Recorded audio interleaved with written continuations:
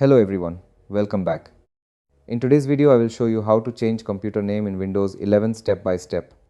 If you want to rename your PC or change device name in Windows 11, this tutorial will help you do it easily. Let's start. First, right-click on the Start menu. Then click on System. Here, you will see your device name or computer name. To change it, click Rename this PC. Now, type the new computer name that you want. If your computer name is two words, write both words together or connect the two words by placing a hyphen between them. Then click Next. Finally, click Restart Now to apply the new computer name.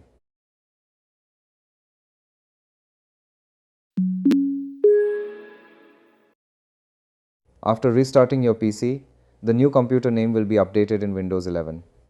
That's how you can change computer name in Windows 11 easily. If this video helped you, please like the video and subscribe to the channel for more Windows tips and computer solutions. Thanks for watching.